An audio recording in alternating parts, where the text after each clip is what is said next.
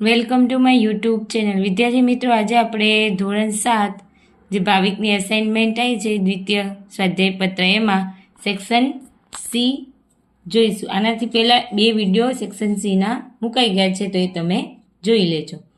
નીચેની પદી એકપદી છે, દ્વિપદી છે કે ત્રિપદી? હવે જો 2 પદ દેખાય તો શું હોય? એ દ્વિપદી હોય. 1, 2 ને 3, અહીંયા 3 પદ દેખાય એટલે ત્રિપદી. અહીંયા 1 અને 2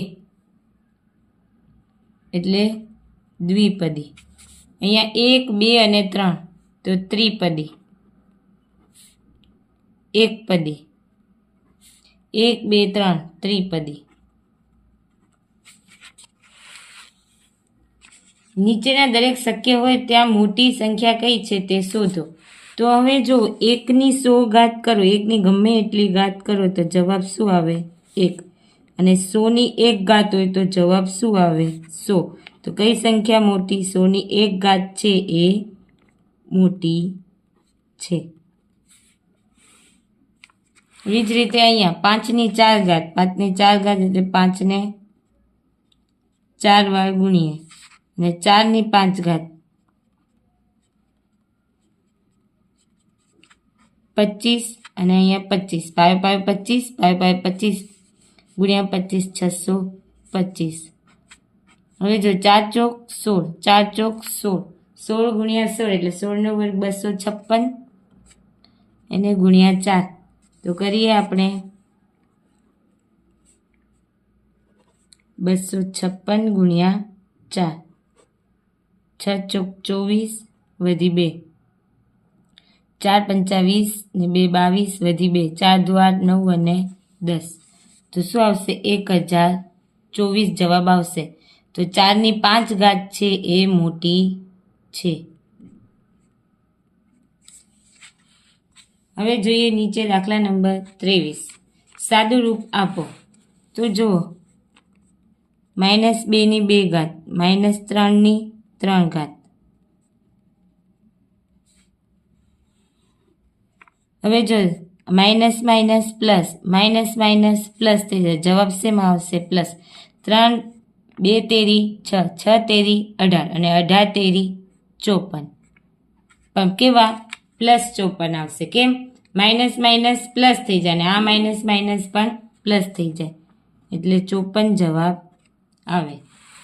જોઈએ દાખલા નંબર 2 એમાં 10ની 3 ઘાત તો -10 ગુણ્યા -10 ગુણ્યા -10 અને -1ની 4 ઘાત છે. હવે બેકી ઘાત હોય તો હંમેશા -1 ગુણ્યા -1 ગુણ્યા -1 એમ કરો. બેકી ઘાત હોય તો હંમેશા શું આવે? જવાબ પ્લસમાં આવે. તો જો આ 10ની છે, 10 ગુણ્યા 10 ગુણ્યા 10 કેટલા થશે? 1000 થાય. પણ જો માઇનસ માઇનસ પ્લસ અને પ્લસ માઇનસ -1000 અને આ માઇનસ માઇનસ પ્લસ, આ બી માઇનસ માઇનસ પ્લસ એટલે +1 એટલે જવાબ આવશે -1000 જવાબ આવશે. જોઈએ હવે દાખલા નંબર 24. શું કીધું છે? સાદુરૂપ આપી ઘાત સ્વરૂપે લખો. હવે જો આધાર સરખા છે, વચ્ચે ભાગાકાર છે તો ઘાતોની શું થાય? બાદબાકી થાય. તો કરીએ 10ની 8 - 4 તો 8માંથી 4 જાય તો 10ની 4 ઘાત જવાબ આવે. એવી રીતે અહીંયા આધાર સરખા છે તો ઘાતોની બાદબાકી, વચ્ચે ભાગાકાર છે એટલે. જો ગુણાકાર હોય તો ઘાતોનો સરવાળો થાય. 15માંથી 13 જાય તો 2 આવે, 20ની 2 ઘાત. ઘાત સ્વરૂપે જ લખવાનું છે એટલે આપણે સંખ્યા સ્વરૂપે લખતા નથી. હવે કીધું છે જો અહીંયા આધાર અલગ અલગ છે પણ ઘાત કેવી છે? સરખી છે. તો શું લખવાનું? આધાર, બંને આધારનો ગુણાકાર કરી અને ઘાત કોમન આપી દેવાની. તો જો અહીંયા 5 ગુણ્યા 2 કેટલા થાય? 10 અને 10ની 3 ઘાત. પછી અહીંયા એવું નહીં કરવાની, ઘાતોનો સરવાળો. કેમ ના? એ ક્યારે થાય? જ્યારે આધાર સરખા હોય ત્યારે.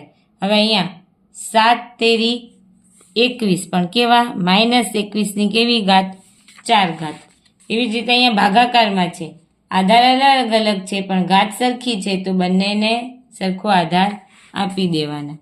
જો શું છે? 10ની 9 ઘાત ભાગ્યા 2 ની 9 ઘાત, તો 10 ભાગ્યા 2 ની 9 ઘાત. હવે જો અહીંયા 8 ની અને -3 ની 6 ઘાત, તો 8 છેદમાં -3 ની 6 ઘાત. જો અહીંયા હવે પેલો દાખલો છે એમાં ઉઠશે ને, જો 2 પંચા 10 એટલે કેટલી આવશે? 5 ની 9 ઘાત. અહીંયા ઉઠતું નથી તો આની ઘાત એમની એમ રહેશે. હવે જોઈએ દાખલા નંબર 27. શું કીધું છે? નીચે આપેલી સંખ્યાના અવિભાજ્ય અવયવો પાડી તેના ગુણાકારને ઘાત સ્વરૂપે દર્શાવો. તો અહીંયા દર્શાવીએ ઘાત સ્વરૂપે, એટલે અવિભાજ્ય અવયવ પાડીને. જે કીધું તું છેલ્લે બેકી સંખ્યા હોય તો હંમેશા એને 2 વડે ભાગવાનું. 2 એકા 2, 2 એકા 2, 2 દુ 4. હજી બી 2 પંચા 10, 1 વધશે એટલે 2 છક 12. હજી બી બેકી સંખ્યા છે 2 દુ 4 અને 1 વધશે 2 અઠા 16. હવે 14 દુ 28, 7 દુ 14 અને 7 એકા 7. તો જો 1, 2, 3, 4 અને 5, તો 224 બરાબર 2 ની 5 ઘાત ગુણ્યા 7. 1 ઘાત લખીએ તો બી ચાલે અને ના લખીએ તો બી ચાલે. 7 ની 1 ઘાત, 2 ની 1, 2, 3, 4, 5 અને 7 ની 1 ઘાત. એવી જ રીતે જોઈએ 885. હવે જો સરવાળો કરવાનો, આ તો 5 વડે તો ભાગાકાર થશે જ, છેલ્લે 5 અને 0 હોય તો લખીએ 5 એકા 5, 6, 7, 8, 32 આવશે એટલે 5 6 30 થાય ને. આમ 5 એકા 5, 6, 7, 8, 5 6 30, 2 પાયો પાયો 25. હજી બી 5 વડે તો કરીએ 5 તેરી 15 થાય ને. 5 તેરી 15, 1 વધશે અને 5 તેરી 15. હવે 11 તેરી 33 અને 11 એકા 11. 75 ગુણ્યા 11 કરવાના, જોઈએ સાચો છે.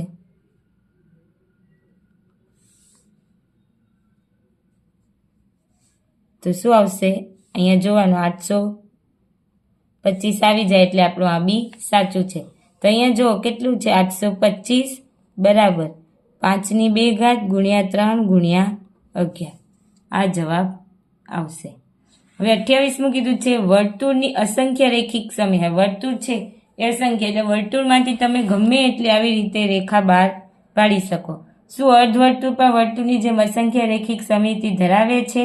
ના, અર્ધવર્તુળ એક જ રેખિક સમિતિ ધરાવે છે.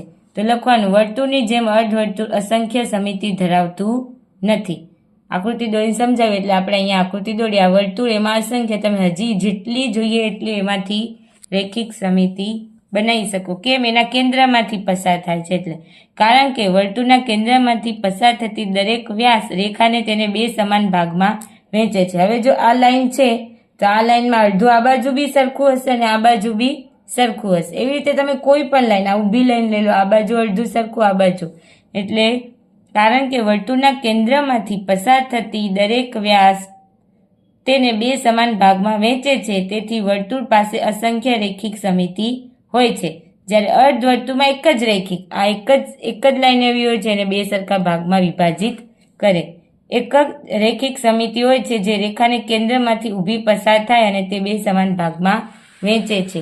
જો તમે બીજી કોઈ રેખા લો તો બંને ભાગ સમાન નહીં આવે. હવે જો તમે આમ લેશો તો આ ભાગ થોડો ઓછો આવશે, આ વધારે, એટલે અહીંયાથી વચ્ચેથી જ એટલે અર્ધવર્તુળમાં એક જ રેખિક સમિતિ આવે, જ્યારે વર્તુળમાં અસંખ્ય રેખિક સમિતિ ધરાવે છે.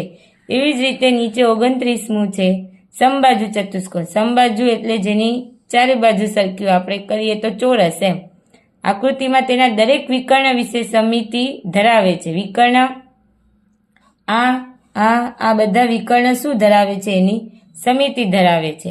તેમાં કોઈ એક વિકર્ણ મોટો કરી દેવામાં આવે. હવે આ જે વિકર્ણ છે આમ લાંબો કરી દેવામાં આવે તો પતંગાકાર ચતુષ્કોણ બનાવતા તે હવે કેટલી રેખિક સમિતિ ધરાવે?